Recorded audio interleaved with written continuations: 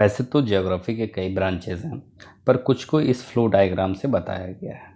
और अगर आप इसे एक साथ याद करने या समझने की कोशिश करते हैं तो ये एक उबाऊ तरीका होगा। इसे चैप्टर वाइज डिस्कशन करते समय वन बाय वन आप रीडेट करते जाइए, आप आसानी से समझ भी जाएंगे और याद भी रह जाएगा। अगर ज्योग्राफी की एक अच्छी डेफिनेशन की बात करें तो आप कह सकते हैं कि ज्योग्राफी एक स्टडी है प्लेसेस की और ह्यूमन एंड इन्वायरमेंट के बीच जो रिलेशन है उसके बारे में।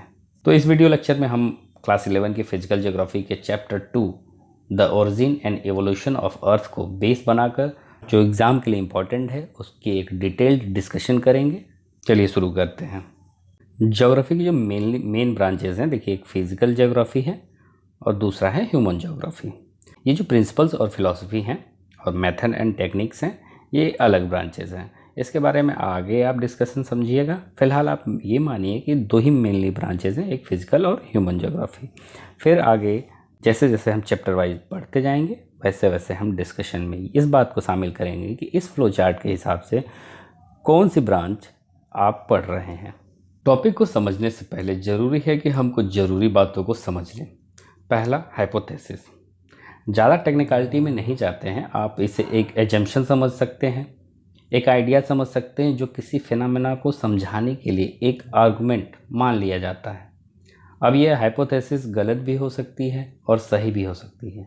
सही है तो फैक्ट का एक्सप्लेनेशन मिल जाएगा और नहीं है तो ये पता चल जाएगा इस डायरेक्शन में काम करने का कोई फ़ायदा नहीं है। बेटर क्लैरिटी के लिए अगर हम इसको थ्योरी के साथ अगर कंपेयर करें कि हाइपोथेसिस क्या है, थ्योरी क्या है, अगर हम इसके साथ कंपेयर करेंगे तो हमें ज़्यादा क्लियर अंडरस्टैंडिंग मिलेगी। देखिए जो हाइपोथेसिस है एक कोई प्रपोज्ड एक्सप्लेनेशन है और ये किसी फिनोमेनन को एक लिमिटेड एविडेंस के बेस पे एक्सप्लेन करने का प्रयास करता है। वहीं इसके उलट थ्योरी क्या करती है, या तो कोई आइडिया है या तो फिर आइडिया का एक सेट है जो किसी भी फैक्ट या इवेंट को यानी कि तथ्य या घटना को एक्सप्लेन करता है।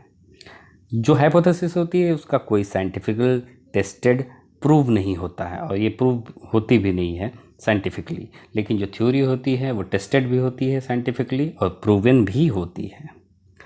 जो हाइपोथेसिस है वो लिमिटेड डाटा के बेस पे काम करती है, लेकिन जो थ्योरी होती है वो बेस्ड होती है एक वाइड रेंज ऑफ डाटा, मतलब ज़्यादा डाटा होते हैं, ज़्यादा आंकड़े होते हैं जिसके बेस पे ज़्यादा अच्छी जानकारी मिल पाती है।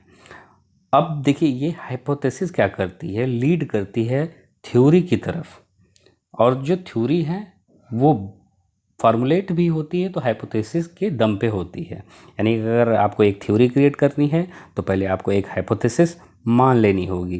देखिए इमेजिनेशन और हाइपोथेसिस में एक डिफरेंस ये है कि जो आप कल्पना करते हैं वो कल्पनाएं अनलिमिटेड होती है। अब तुम ये कल्पना कर लो कि तुम चांद पे जा कर के मोटर बाइक चला रहे हो या फिर ट्रेन चला रहे हो, किसी भी तरीके से आप जा सकते हो, ये कोई सिर पैर नहीं है कल्पना का।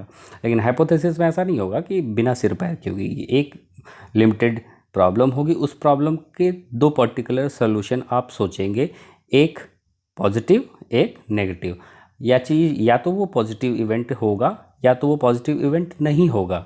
अगर पॉजिटिव इवेंट नहीं होता है तो हमें पता चल जाता है कि इस डायरेक्शन पे काम करने की ज़रूरत नहीं है, और अगर पॉजिटिव हो जाता है तो हमें एक थ्योरी डेवलप करने का मौका मिल जाता है। अब हम आगे बढ़ने से पहले हम ये जानेंगे कि देखिए एनसीईआरटी में तो बड़े शॉर्ट में दिया है कि ये इन विद्वानों ने ये थ्योरियाँ दी, लेकिन हम थोड़ा अंडरस्टैंडिंग डेवलप करने के लिए हम उन विद्वानों की थ्योरी को थोड़ा बहुत समझेंगे।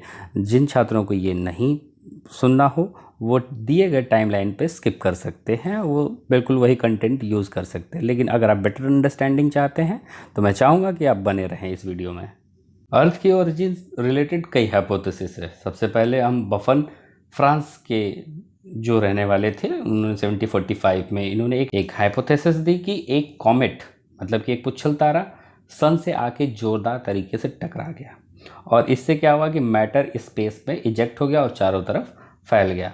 फिर समय के साथ यही जो मैटर था कंडेंस हो गया और प्लैनेट, सैटेलाइट और एस्टेरॉइड के फॉर्म में अस्तित्व में आ गया।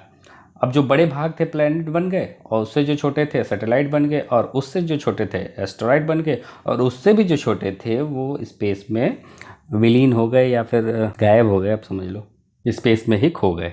अब आप अपने मित्रों की टांग बिना वजह खींच लेते हैं, पर बुद्धिजीवी लोग ऐसा नहीं करते हैं। वो नॉलेज को और इन्हेंस करने के लिए अपने साथी की टांग खींचते हैं, और वो भी सलीके से। बफन साहब के साथ भी ऐसा ही हुआ। तो सबने कहा कि अरे बफन साहब देखिए, पहली बात तो सूर्य हो या कोई भी स्टार हो, उनकी जो ऑर्बिट्स होते हैं, उनकी जो कक्षाएं होती हैं, वो इतनी निकट होती नहीं है कि वो आपस में टकरा जाएं। और दूसरी बात, आपने जो ये सोलर सिस्टम में हमारे प्लैनेट हैं, उनकी जो मूवमेंट है, उसके बारे में हमें तो कोई एक्सप्लेनेशन दिया ही नहीं कि वो मूवमेंट क्यों कर रहे हैं, वो रोटेट क्यों कर रहे हैं, वो रिवॉल्व क्यों कर रहे हैं। इसके बारे में तो आपने कुछ हमें बताया ही नहीं। वफन साहब, तीसरी बात तो ये कि ना, जो पुच्छल तारा यानी कॉमेट होता है ना, वो इतना छोटा होता है ना कि वो अगर सन से टकरा भी जाए ना, तो सन को कोई फ़र्क तो पड़ने वाला नहीं है। फिर ऐसा आपने जो कल्पना करी है, हम इस बात से सहमत नहीं हैं।